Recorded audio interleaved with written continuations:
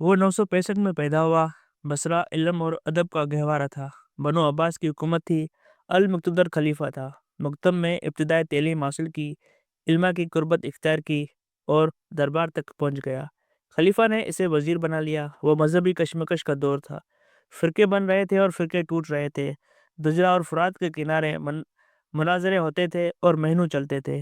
वो इस अफ़रा-तफ़री को देखता रहा और इसके दिल में खानकाहों, मज़हबी बख्शों और फ़िरका वाराना चपकलिश के खिलाफ नफ़रत पैदा होती रही। वो कोई ऐसा काम करना चाहता था जिससे इंसानियत की खिदमत भी हो और रहती दुनिया तक इसका नाम भी कायम रहे। मगर सिस्टम मौका देने के लिए तैयार नहीं था। वो तंग आ गया। इसने एक दिन रख्त सफ़र बांधा और इराक से हमेशा हमेशा के लिए मिस्र आ गया। मिस्र में इस वक़्त अल-हकम की हुकूमत थी। अल-हकम अल-अज़ीज़ बिल्लाह की इंतकाल के बाद 11 साल की उम्र में बादशाह बना था। बादशाह एक अजीब और गरीब शख्स था। वो बेक-वक़्त दानिश्वर भी था और संकी भी। इसने दुनिया भर के आलिम और साइंसदान मिस्र में इकट्ठे कर लिए, लेकिन साथ ही फ़ौज को मुल्क भर के कुत्ते मारने का हुक्म दे दिया। वो कुत्तों की आवाज़ से एलर्जिक था। एहलकारों को मामूली बातों पर कत्ल करा देता था। वो काहिरा पहुँचा। अल-हुकम ने इसे दरियाए नील पर डैम बनाने की ज़िम्मेदारी सौंप दी। इंजीनियर्स की टीम बनाई और नील के किनारे सफ़र शुरू कर दिया। दरिया का जायज़ा लिया और वो इसके नतीजे पर पहुँचा, हमारे पास कोई ऐसी टेक्नोलॉजी नहीं हम जिसके ज़रिए इतना बड़ा डैम बना सकें। ये मंसूबा मिस्र को माशी तौर पर तबाह कर देगा। वो वापस दरबार में आया और अपनी नाकामी तस्लीम कर ली। बादशाह नाराज़ हो गया। बादशाह की नाराज़गी का एक ही मतलब होता था, मौत। बादशाह ने इसकी गर्दन मारने का हुक्म दे दिया, लेकिन वो हुक्म की बजा आवरी से पहले उठा और दीवानावार नाचना शुरू कर दिया। वो नाचता जाता था और अपने कपड़े फाड़ता जाता था। वो अव्वल-फ़व्वल भी बक रहा था। बादशाह ने तभी मैंने इसे पागल करार दे दिया। बादशाह ने अपना फैसला वापस लिया और इसे तामर्ग हाउस अरेस्ट की सज़ा दे दी। यूँ वो शख्स जिसने आने वाले ज़माने में साइंस का पूरा किबला तब्दील कर दिया, जो ना होता तो शायद आज दुनिया में कैमरा होता, दूरबीन होती, माइक्रोस्कोप होती, ऐनक होती और ना ही आँख का ऑपरेशन होता। और ये भी मुमकिन था, हम आज तक रोशनी और साए के तमाम भेदों से नावाकिफ़ होते।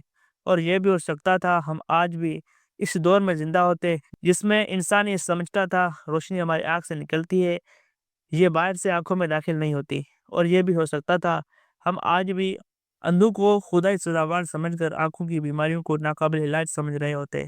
हम आज जहाँ हैं, ये सब इसकी मेहनत का नतीजा था, वो हमारा मौसम था। हम किस्से की तरफ वापस आते हैं। बादशाह के हुक्म से इसे अल-ज़ाहिर मस्जिद के करीब घर में कैद कर दिया गया।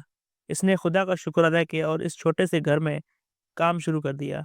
वो 1021 तक इस घर में कैद भी रहा और पागल भी रहा, यहाँ तक कि खलीफा अल-हुकम का इंतकाल हो गया। खलीफा की तदफीन के बाद इसके घर का दरवाज़ा खोला गया, तो वह इस वक़्त तक 92 साइंसी मज़ामिन लिख चुका था और 200 के करीब अज़ीम इजादात की बुनियाद रख रख चुका था। इन इजादात में 7 जल्दों पर मुश्तमिल वो किताब अल मंज़र भी शामिल थी, जिसने दुनिया को पहली बार बताया रोशनी आँख में बाहर से दाखिल होती है। जिसने दुनिया को से आईने, एक्स रोशनी और रंगों की जादूगरी का खेल समझाया।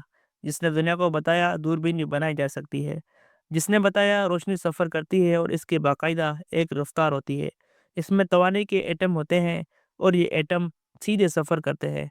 और जिसने दुनिया को बताया कैमरा भी बनाया जा सकता है और आप मनाज़र को अपने पास महफूज़ भी रख सकते हैं। वो पागल हाउस अरेस्ट से बाहर निकला तो दुनिया को चाँद और सूरज के गिरन की साइंस ही समझ आई। सितारों और सियारों का खेल उलूम नजूम समझ आया। टेलीस्कोप और माइक्रोस्कोप की बुनियाद पड़ी और अमल और रद्द अमल का वो असूल समझ आया, जिस पर काम करके न्यूटन ने अपने पहले कानून की बुनियाद रखी। वो दुनिया का पहला इंसान था जिसने आँख की हैयत समझी और समझाई। जिसने बताया आँख के 3 हिस्से होते हैं, लेंस, रेटिना और कैरिना। आँख के इन 3 हिस्सों की दरियाफ्त ने आँख की सर्जरी की बुनियाद रखी और ऐनक भी बनाई। दुनिया में पिछले 1000 वर्षों में आँख के जितने ऑपरेशन हुए, जितने लोगों की आँखों का खोया हुआ नूर वापस आया, वो सब इसके शुक्रगुज़ार हैं। वो पागल कितना बड़ा आदमी था। आप ये जानने के लिए इंटरनेट पर जाइए और 1000 साल में इस पर होने वाली रिसर्च पढ़िए। आपको पूरी साइंस इसके सामने हाथ जोड़कर बैठी नज़र आएगी। वो शख्स, जी हाँ, इसका नाम अबू अल हसन बिन हुसैन इब्न हशीम था। इब्न अल हशीम को दुनिया से गुज़रे हज़ारों वर्ष गुज़र हो गए हैं। हमने इन हज़ारों सालों में अल हकीम जैसे सैकड़ों ऐसे बादशाह पैदा किए, जो इब्न हाशिम जैसे ढील-ढील लोगों को पागल करा देते रहे, इनके सर उतारते रहे, लेकिन हमने इब्न हाशिम जैसे कोई दूसरा साइंसदान पैदा नहीं होने दिया। दुनिया में हर साल 70 लाख लोग अंधेपन का शिकार होते हैं। دنیا کو ابن الہیثم نے 1021 میں بتایا اندھے پن کی 90% وجہ کرینا ہوتا ہے۔ ہم کرینے کی سائنس پر توجہ دیں تو اندھا پن ختم ہو جائے گا۔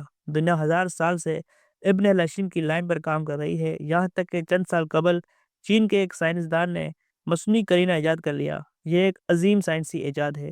اس انقلاب کے بعد دنیا کے 50% اندھوں کی بینائی لوٹ آئے گی۔ ایک پرتگالی نیورولوجسٹ جاؤ لیبو انٹینو نے مصنوعی آنکھ بنا لی۔ یہ آنکھ بائیونک ٹیکنالوجی سے بنائی گئی اور یہ نابینوں کی دماغ کی پردے پر الیکٹرانک سرکٹس اور انفرا ریڈ شعاؤں کے ذریعے ایسی تصویر بنائے گی جس سے وہ عام انسانوں کی طرح دیکھ سکیں گے۔ یہ تصور بھی ابن الہیثم نے دیا تھا۔ امریکہ کی ایک کمپنی ایبیومیڈن نے مصنوعی دل تیار کر لیا۔ یہ دل جولائی 2001 میں سینٹ لوئس اسپتال میں مریض کے جسم میں لگایا گیا۔ یہ دل 15 برسوں سے نارمل دلوں کی طرح کام کر رہا ہے۔ اس دل کے لیے ٹیوبز اور لائنز تک کی ضرورت نہیں پڑتی۔ یہ ہارٹ سرجری اور جگر کی پیوند کاری کے بعد دنیا کا بڑا طبی انقلاب ہے۔ یہ تصور بھی ابن الہیثم نے دیا تھا۔ اس نے 1021 میں دعویٰ کیا تھا دنیا میں ایسا وقت آئے گا جب انسان جسم کے سارے اعضاء بنا لیں گا۔ امریکی سائنسدان ڈاکٹر کینٹ میٹسومرا نے 2001 میں مصنوعی جگر تیار کیا۔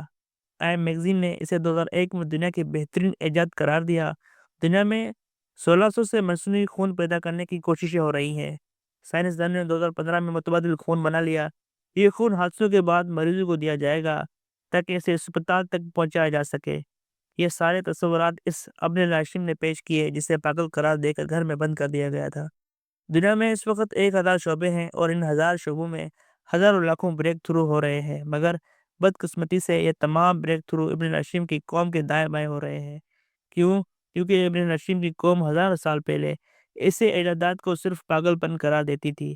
تاریخ میں 1000 سال پہلے ابن الہیثم جیسے لوگ پاگل بن کر سزا سے بچ جاتے تھے، لیکن آج ابن الہیثم کی قوم ایسی گستاخیوں پر ابن الہیثم جیسے لوگوں پر کفر کا فتویٰ لگاتی ہے، اسے سرعام قتل کرتی ہے، اور اسلامی دنیا کی کوئی حکومت، کوئی عدالت قاتلوں کو ہاتھ نہیں روک سکتی۔